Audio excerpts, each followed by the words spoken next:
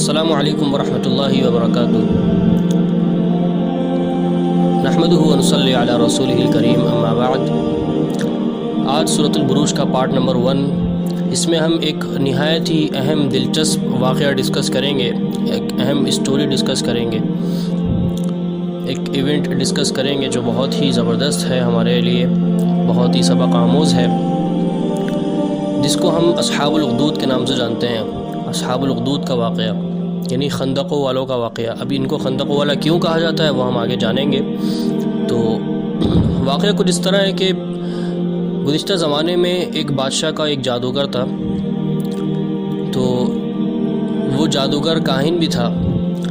جب وہ جادوگر بوڑھا ہو گیا تو اس نے بادشاہ سے کہا کہ مجھے ایک ذہین لڑکا دو کہ جسے میں یہ سارا علم سکھا دوں، یعنی اگر میں مر گیا تو میرے مرنے کے بعد یہ علم میرے ساتھ چلا جائے گا، اس لیے تم مجھے کوئی ایک ایسا ذہین لڑکا دو کہ جسے میں اپنا یہ علم سکھا دوں، تو تمہارا بھی کام چلتا رہے گا، میرے مرنے کے بعد تمہارا کام رکے گا نہیں، تو مجھ سے اپنے کام کروا لینا۔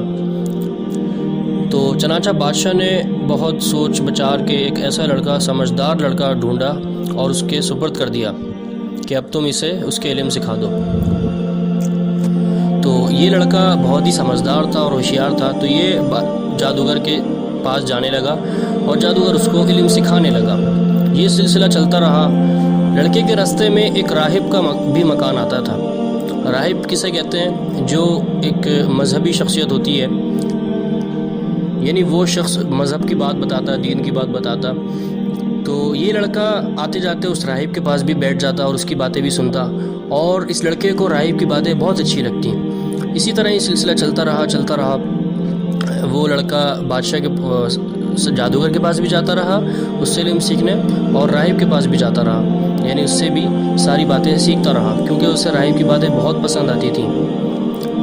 اچھا، ایک مرتبہ یہ لڑکا جا رہا تھا کہ رستے میں ایک بہت بڑا جانور، شیر یا سانپ وغیرہ نے لوگوں کا رستہ روک رکھا تھا۔ تو دراصل لڑکا اس کشمکش میں تھا کہ میں وہاں جادو سیکھتا ہوں جا کے جادوگر کے پاس، اور یہاں مجھے دین کی باتیں سننے کو ملتی ہیں، مذہب کی باتیں سننے کو ملتی ہیں۔ تو وہ اس سوچ میں تھا کہ کون سی باتیں، کس کی باتیں زیادہ صحیح ہیں۔ تو جب لڑکا ایک دفعہ رستے میں جا رہا تھا، اس نے یہ واقعہ دیکھا کہ ایک بڑا جانور جس نے لوگوں کا رستہ روکا ہوا ہے۔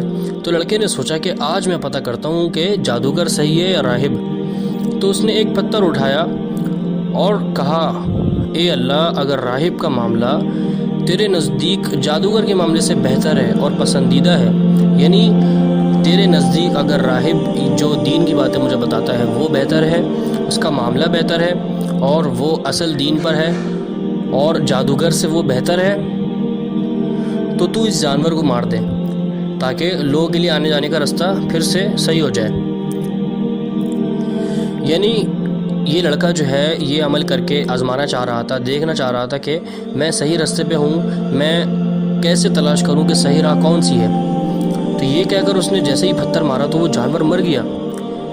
تو لڑکا یہ دیکھ کر بہت حیران ہوا اور اس کا یقین مزید پختہ ہو گیا کہ میں دین حق پر ہوں اور راہب جو ہے وہ مجھے صحیح باتیں بتاتا ہے۔ تو لڑکے نے جا کے راہب کو یہ پورا واقعہ بتا دیا کہ میرے ساتھ ایسا ہوا ہے اور میں نے ایسا کیا، تو جانور وہ مر گیا۔ تو راہب نے اسے کہا کہ بیٹا، اب تم بڑے ہی کمال پہ پہنچ چکے ہو، یعنی تم نے مجھ سے کافی کچھ سیکھ لیا، تم فضل کو اور کمال کو پہنچ گئے ہو، اور اب تمہاری آزمائش آنے والی ہے، یعنی اب تمہارے ساتھ کئی واقعات ہوں گے جس سے تمہیں تکلیف پہنچائی جائے گی، لیکن جو یہ تمہیں آزمائش دی جائے گی اس میں تم میرا نام ظاہر نہیں کرنا کہ یہ میں نے تمہیں سکھایا ہے علم۔ تو یہ اس واقعے کے بعد لڑکے کا علم جو ہے اور اس کا یقین جو ہے وہ مزید پختہ ہو گیا۔ وہ اندھے لوگوں کا جو ہے وہ اسی طرح علاج کر دیتا تھا، اللہ تعالیٰ کی ایمان باللہ کی شرط پر کہ اللہ پر ایمان لے آؤ، اور اللہ جو ہے وہ حق ہے، بالکل اللہ کا دین حق ہے، اللہ کی توحید حق ہے۔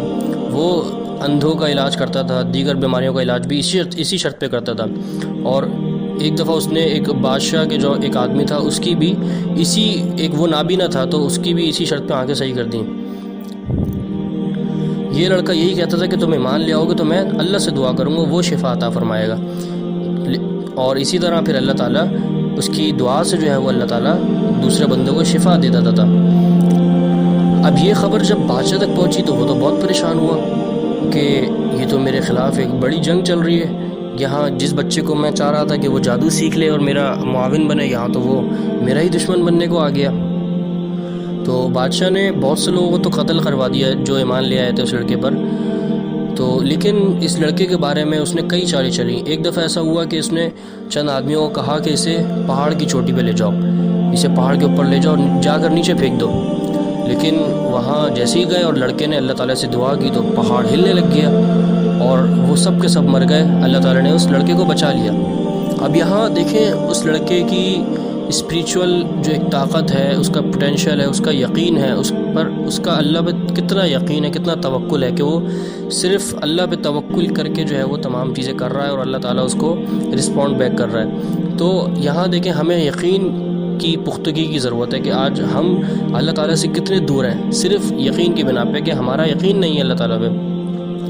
اور ایک دفعہ پھر بادشاہ نے اسے کئی لوگوں کو کہا کہ بھائی اس کو کشتی میں لے جاؤ، سمندر میں لے جاؤ اور اس کو وہاں جا کے پھینک دو۔ لوگوں نے ایسے ہی کیا، لیکن وہاں بھی اس نے دعا کی اور کشتی الٹ گئی، سب کے سب غرق ہو گئے اور یہ بچہ بچ گیا، اللہ تعالیٰ نے اس کو بچا لیا۔ تو اب دیکھیں اب ہوتا کیا ہے کہ لڑکا بادشاہ کو خود چیلنج کرتا ہے کہ تو مجھے مارنا چاہتا ہے، میں تجھے بتاتا ہوں کہ تو مجھے کیسے ہلاک کر سکتا ہے۔ وہ کہتا ہے اگر تو مجھے ہلاک کرنا چاہتا ہے تو اس کا طریقہ یہ ہے کہ تو ایک کھلے میدان میں تمام لوگوں کو جمع کروا اور یہ پڑھ کے مجھے مار، بسم اللہ رب الغلام، یعنی یہ کہ اگر تو مجھے تیر مارے گا تو میں مر جاؤں گا، یعنی اللہ کے نام کے ساتھ جو اس لڑکے کا، جو اس غلام کا رب ہے۔ تو جیسے ہی بادشاہ نے یہ کیا تو وہ لڑکا مر گیا۔ اب دیکھیں یہاں پہ اس لڑکے نے ثابت کر دکھایا اپنا ایمان، اپنا یقین، اور اس کے باعث ہوا کیا، جیسے ہی وہ شخص مرا، جیسے ہی وہ لڑکا مرا تو سارے کے سارے لوگ پکار اٹھے کہ ہم اس لڑکے کے رب پر ایمان لے آئے، ہم اس لڑکے کے رب پر ایمان لے آئے کہ جس نے اتنا بڑا دعویٰ کیا اور وہ سچ ثابت ہو گیا، جس نے اتنے بڑے بڑے علاج کیے لوگوں کے، اتنے بڑے بڑے کارنامے انجام دیے، اور اس کا دین بالکل حق ہے، اس کو اس کے رب نے بچایا ہے، پچھلے جہاں کشتی میں اور پہاڑ پہ اس کے رب نے بچایا تھا اور آج اس کے رب کا نام لیا گیا تو اسے موت آ گئی ہے۔ تو یہ سب لوگ جو ہیں وہ پکار اٹھے کہ ہم اس لڑکے کے رب پر ایمان لے آئے۔ تو اس کے بعد بادشاہ اور وزیر جو ہے وہ، بادشاہ اور اس کے جو احباب تھے سارے، وہ زیادہ پریشان ہو گئے کہ بھائی یہ کیا ہو گیا، یہ تو ایک لڑکے کو ہم نے ختم کیا، اب تو پوری قوم ہمارے سامنے آ گئی ہے۔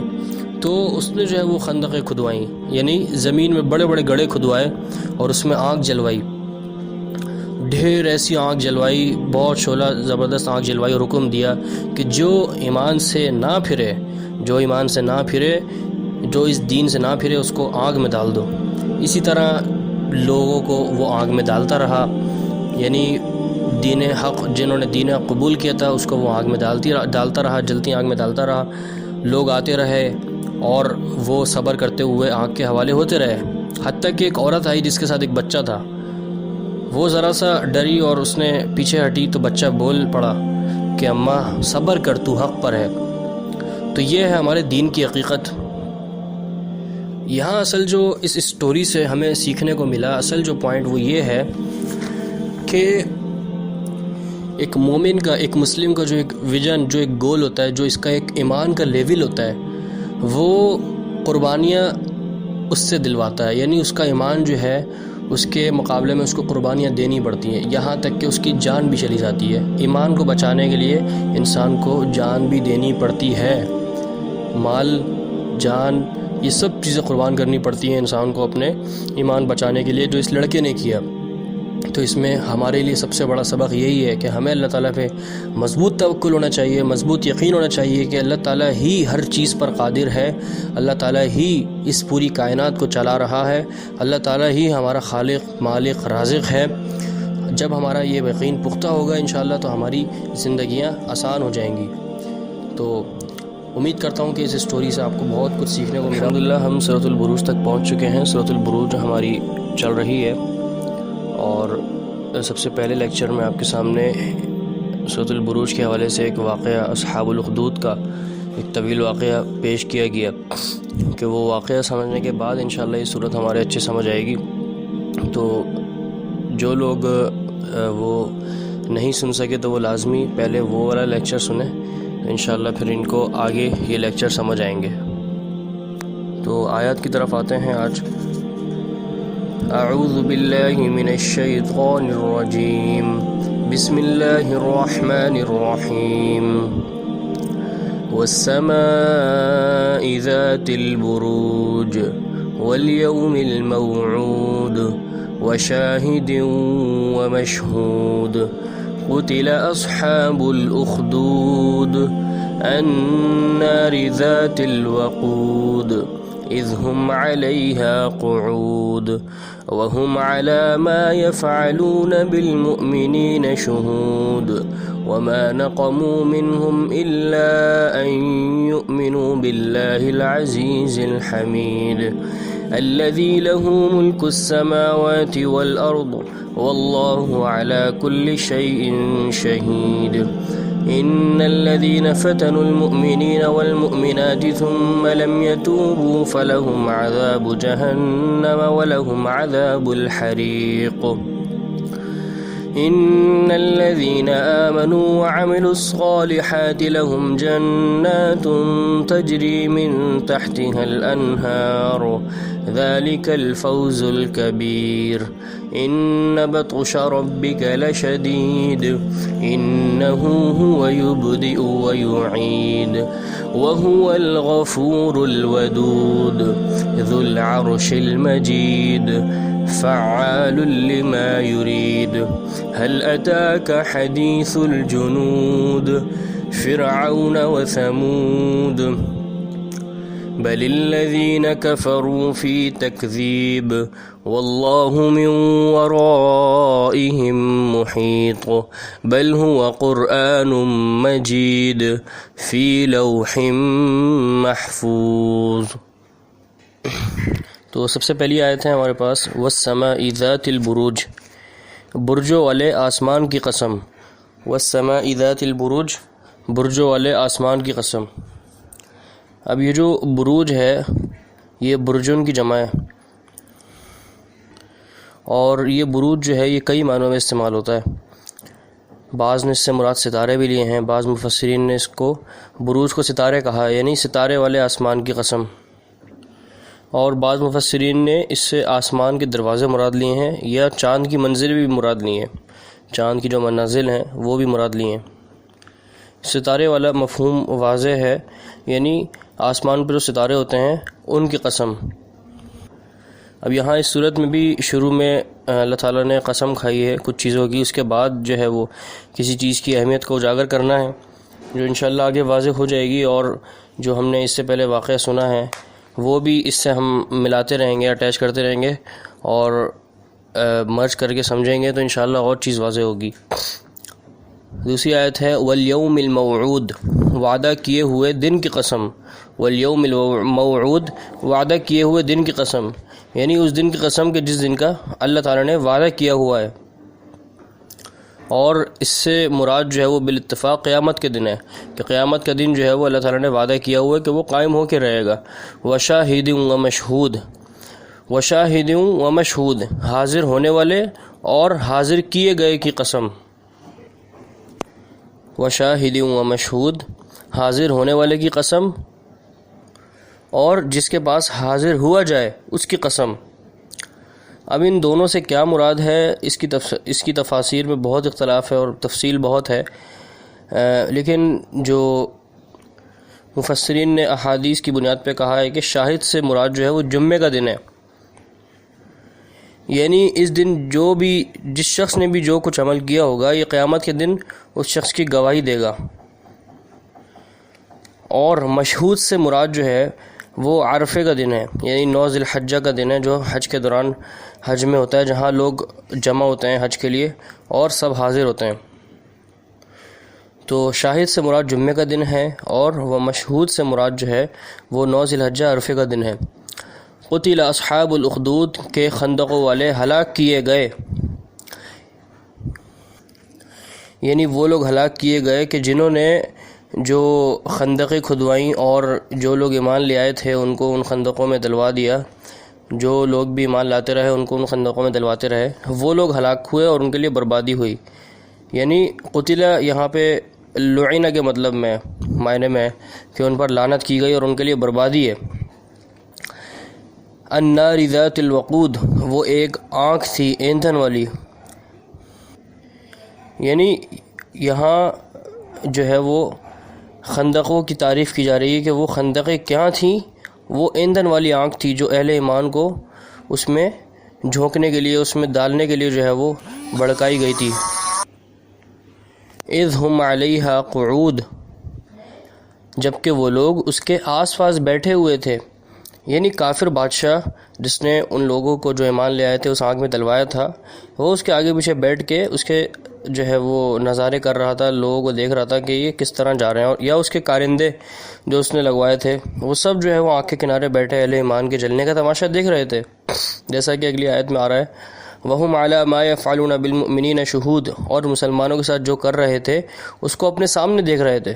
یعنی جو معاملہ جو وہ مسلمانوں کے ساتھ برت رہے تھے وہ بالکل اپنے سامنے دیکھ رہے تھے کہ وہ کس طرح ظلم و ستم ان پر ڈھا رہے ہیں.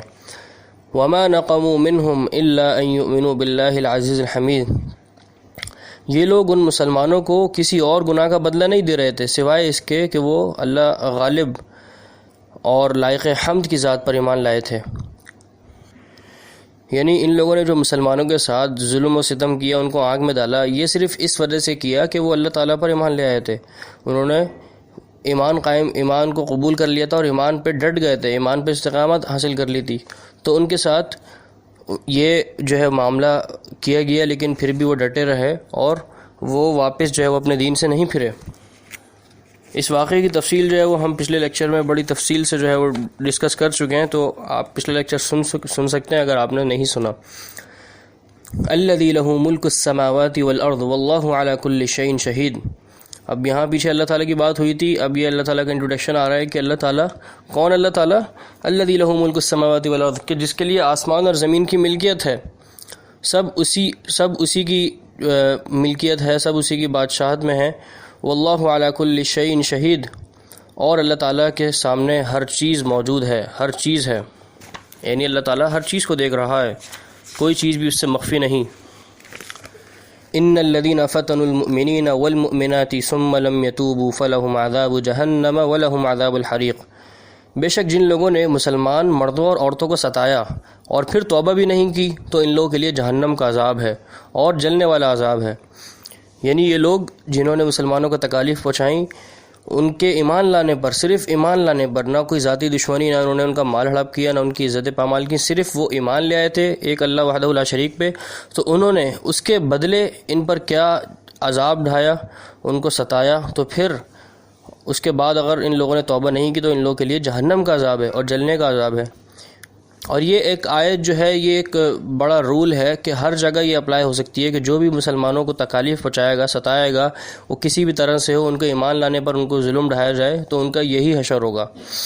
ان الذین آمنوا وعملوا الصالحات لهم جنات تجری من تحتها الانہار ذلک الفوز الکبیر. بے شک ایمان قبول کرنے والے اور نیک کام کرنے والوں کے لیے وہ باغات ہیں جن کے نیچے نہریں بہہ رہی ہیں، یہی بڑی کامیابی ہے. اب یہاں ایک بڑی خوشخبری ہے. خوشخبری سے پہلے اوپر جو ہے وہ ایک بڑا ایک تنبیہ اور ایک ڈرایا گیا کہ جو مسلمانوں کو تنگ کرے گا اس کے لیے عذاب ہے، اور اس کے ساتھ ہی جو ہے اب کیا کہتے ہیں خوشخبری آ گئی. یعنی انسان کو پہلے خوف جو ہے وہ خوف کی طرف رغبت دلائی گئی کہ خوف کرو اللہ تعالیٰ سے، اب امید کی طرف، امید کی بات کی جا رہی ہے. تو اس سے یہ پتہ چلا کہ خوف اور امید جو ہے وہ ایک ساتھ ہیں، دونوں چیزیں جو ہیں وہ بیلنس میں چلنی چاہیے، نہ زیادہ خوف ہو نہ زیادہ امید ہو تو پھر گڑبڑ ہوتی ہے. دونوں چیزیں بیلنس میں ہوں، اللہ تعالیٰ سے خوف بھی رکھنا ہے، اللہ تعالیٰ سے امید بھی رکھنی ہے. یہاں اللہ تعالیٰ امید دلا رہا ہے کہ جن لوگوں نے نیک اعمال کیے، ایمان قبول کیا، تو ان کے لیے باغات ہیں، جنتیں ہیں جن کے نیچے نہریں بہہ رہی ہیں، اور یہی بڑی کامیابی ہے. تو اب سوچئے ذرا کہ جن لوگوں نے ایمان قائم کیا، وہاں اس واقعے کے اندر جو ہم نے پڑھا کہ اس واقعے میں ایک بچہ جو ہے وہ کس طرح ایمان پہ ڈٹا رہا، پھر اس کی دیکھا دیکھی پوری سلطنت جو ہے وہ ایمان لے آئی اور اس پہ قائم رہی، تو پھر جو ہے وہ ان کو کیا تکالیف اٹھانی پڑی، ان کو آگ میں ڈالا گیا. تو مقصد کہنے کا یہ ہے کہ ایمان ایسا ہو، ایمان کی ایسی پختگی ہو اور استقامت ہو کہ انسان کی جان بھی چلی جائے لیکن ایمان نہ جائے. اس سے ہمیں یہ سمجھنے کو ملتا ہے، اور پھر یہی اصل جیت ہے، یہی اصل بڑی جیت ہے کہ آپ ایمان کو بچا لیں. اور اب دیکھیں کہ اللہ تعالیٰ نے فرما دیا کہ ذالک الفوز الکبیر، یہی بڑی کامیابی ہے۔ پھر آگے فرمایا ان بطش ربک لشدید، یقیناً تیرے رب کی پکڑ بڑی سخت ہے۔ اب دیکھیں وہی ایک طرز جو ہے وہ اللہ تعالیٰ کی دوبارہ ہمارے سامنے آ رہی ہے، خوف اور رجا، یعنی امید اور خوف کی، کہ اللہ تعالیٰ اب خوف دلا رہا ہے ان بطش ربک لشدید، یعنی تیرے رب کی پکڑ بڑی سخت ہے، یعنی جب وہ اپنے ان دشمنوں پر گرفت کرے جو اس کے رسولوں کی تکذیب کرتے ہیں، جو اس کی بات نہیں مانتے، جو اس کے حکموں کی مخالفت کرتے ہیں، تو پھر اس کی گرفت سے ان لوگوں کو کوئی نہیں بچا سکتا۔